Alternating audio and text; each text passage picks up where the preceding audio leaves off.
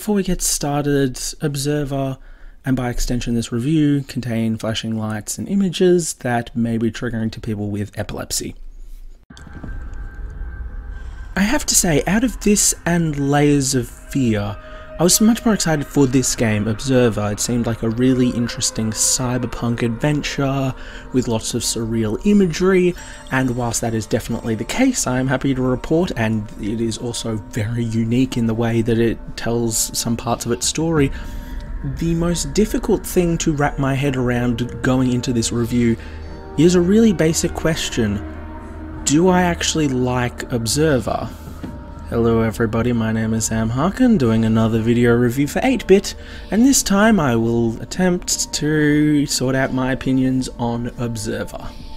Whatever happens, I need you to remember, you're not in control. You step into the shoes of Detective Dan Lazarski, an Observer, a new breed of investigator capable of accessing the neural hardware of witnesses. He receives a call from his long-lost son, and this propels him into a harrowing investigation, a dark rabbit hole of murder, technology, and intrigue. So I alluded to the fact that I don't know whether or not I like this. Let's start off with just the clear-cut stuff. The aesthetic, I really like it. It is cyberpunk, so it is very neon, it's very in your face, and there's a lot of kind of glitch effects that are being used, and I find it, you know, just very interesting, very pleasing. So there's that. So that is the main thing that is clear-cut. I guess we can also talk about the gameplay. So it is primarily just a walking simulator, similar to Layers of Fear. The difference is because we are an investigator, we have a few investigation sections, so these will be pretty bare bonesy. They will be looking for a passcode or finding a way to open a door.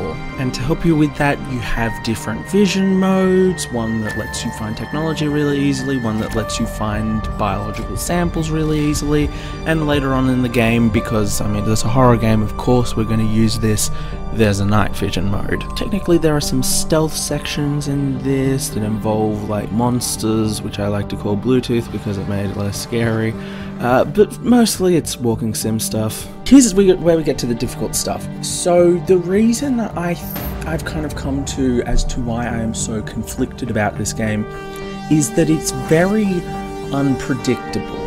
So what I mean by that is to kind of like, I guess it's sort of spoilery, but to give you kind of an overview of what happens at the start of the game, you get a call from your son, you trace it to like an apartment complex and you figure out the apartment, and then there's a crime scene there, and then that kind of leads you into like a witness, and then there's a crime scene, and there's like going into their head with the neural network thing, and yeah, it really quickly starts to diverge a bit, because it becomes kind of, here's something that I've discovered that may or may not be related to my son, so I'm just going to kind of go down this path, and eventually it does all link back, but it's very difficult to predict where things are going. And I think this is a double-edged sword in terms of a horror story. On one hand, it's really good because if you can't predict where things are going, it's a lot easier to, you know, keep you on edge, where you don't know where the jump scares are going to be coming in, and that kind of feeds into a plot line that kind of happens where you can't tell the difference between reality and like the virtual simulation, because of course that plot line comes up. On the other hand, there are obviously issues that are going to arise in a story in which you can't really follow it. Obviously I don't want it to be too predictable if it's a horror game, but I kind of went through lots of parts going, am I halfway through? Am I 2/3 of the way through? Oh, the story's over. No, there's like an extra half an hour. So it's kind of hard to, you know, get a cue as to whether it's supposed to be, you know, ramping up in tension for the climax or not. And this kind of leads into what was so difficult about playing this game in a critical manner.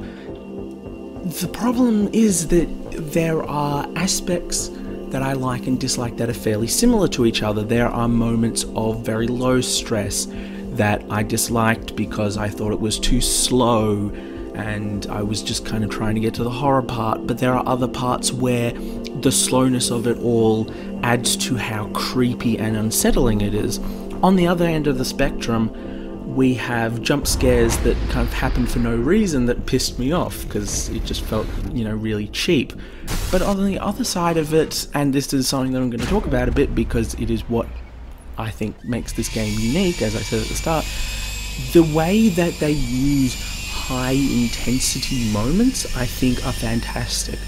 There are definitely instances in this game where you kind of get to a character's story and you can kind of tell they're paranoid, they're scared, they're stressed out, and they do a really good job of it, in my opinion. And it's interesting because the way that horror games traditionally make players stressed is by kind of dangling the idea of, oh, there's a jump scare coming, and they make everything quiet, and you just kind of sweat it out yourself. Whereas in this game, what they do is they just bombard you with so much visual and auditory stimulation that you kind of get swept up in all of it. And I think it's really cool because I have never played a game that has tried to get players to that level in that way, which I think is very interesting and I think is very cool and all that.